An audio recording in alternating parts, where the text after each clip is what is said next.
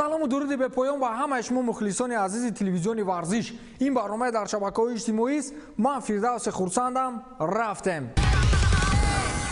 пешакӣ мегӯям, ман на мухлиси Реалам, на мухлиси Барселона. Барои он ин гапро гуфтам ки чандин суханон имрӯз ҳаст ки мумкин ба мухлисон сахт расад. Аммо ман дар такя ба шабакаҳои иҷтимоӣ ва расонаҳои иттилоотӣ ин гапҳоро мегӯям. шаби гузашта бешубҳа дастаи мадридӣ рақиби азалии худ Барселонаро ба зону шинонд. хабаре аз ҳама ҷолиб ин аст ки собиқ бозингари дастони дастаи мадридӣ Криштиану Роналду ба тамошои ин бозӣ омад. баъди ғалаба медонед дар Аврупо чӣ гуфтанд? онҳо навиштанд ки сояи Роналду пирӯзӣ овард. дар мо мегӯянд ки овозаи Рустам бе аз Рустам. футбол варзиш асту, лекин ҳамин гапи мардум ҷон дорад. мисле ки будани Роналду дар он ҷо ба бозингарони Реал кӯмак расонид. сабаби ташрифи Криро ба Эл Классико ин қатъ шудани чандин бозиҳои серия А Италия бо сабаби хуруҷи коронавирус дар Италия ном бурда мешавад. чӣ гуна ки Криш гуфт, ӯ воқеан фазои Эл Классикоро ёд кардааст. аз ин рӯ хост ба тамошои бозӣ биёяд.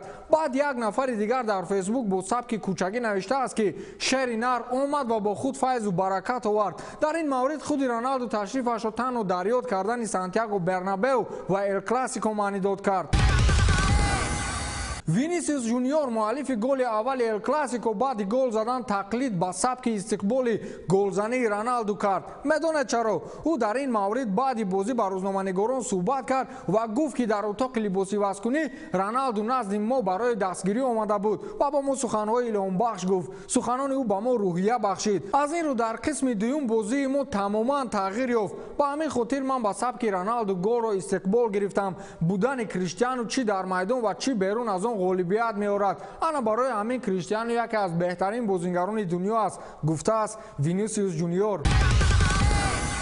як хабари дигар аст, шояд ба мухлисони Барс ин чиз нафорад, вале хабар аст. Тибо Куртуа дарвозабони дастаи Реал Мадрид гуфтааст ки Месси барои ман мисли ҳамлагарони дастаҳои Селта ё Леванте аст. ман ҳеҷ гоҳ дар муқобили ӯ наметарсам. рости гап инро Тибо Куртуа пеш аз Эл Классико гуфта буд. аслан онҳое ки пеш аз бозӣ ба Барселона ин суханҳоро мегуфтанд, Месси ҳатман кореро мекард ки ҳамон нафар дар ҳайрат мемонд. аммо ин навбат мисле ки Месси дар майдон набуд ва ҳеҷ кореро накард ки хоси Месси бошад. ин аст ки бадхоҳони Месси аниқтараш мухлисони Реал ё Роналду интиқод мекунанд ки Месси фақат ба дарвозаи Эйбару дастаҳои поёнӣ гол мезанад. баъди оне ки суханони Куртуа дар саҳифаҳои шабакаҳои иҷтимоӣ махсусан Твиттер пайдо шуд, медонед саҳифаи расмии Барселона чӣ кор кард? онҳо ҳамаи он голҳое ки Месси ба дарвозаи Тибо Куртуа задааст дар поёни суханони Куртуа гузоштанд. шояд Куртуа каме аз ин хиҷолатманд гашт, аммо боз ҳам аз дасти Месси чизе наомад.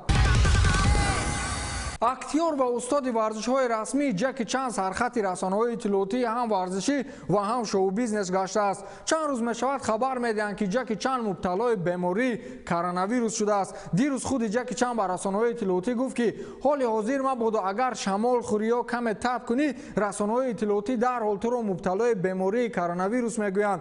эй мардум, ман шамол хӯрдам ва таб кардам, аммо ин гузашт. ман сиҳатам ва ба ин хабару мақолаҳои бардуруғ бовар накунед. бовар кунед ҳамин Ҷеки Чан рост мегӯяд. ҳоло коронавирусро дар медиа аз будаш зиёд нишон медиҳанд.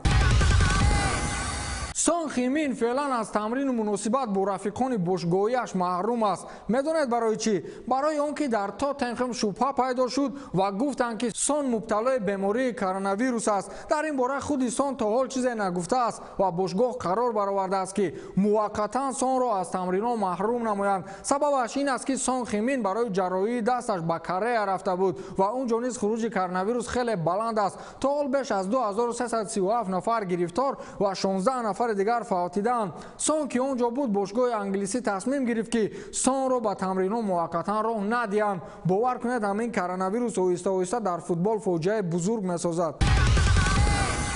дар дастаи 23-солаҳои Ювентус ба истилоҳ карантин эълон кардан. сабабаш вируси чинӣ бо номи коронавирус аст. ин баъди вохӯрӣ бо дастаи Пианезе ба миён омад. гуфта мешавад ки дар дастаи Пианезе аллакай ду бозингарашон мубталои ин беморӣ гаштаанд. аз ин рӯ дастаи Ювентус ба хулосае омад ки шояд дар вақти бозӣ ки ҳамон вирусдоштаҳо низ иштирок доштанд, ба бозингарони 23-солаҳои Ювентус низ таъсир расонида бошад. аз ин рӯ онҳоро аллакай дар беморхона манъ карданд ва ғайр аз қатъ шудани тамринҳо ҳатто онҳоро ба ҷойҳои ҷамъиятӣ роҳ намедиҳанд.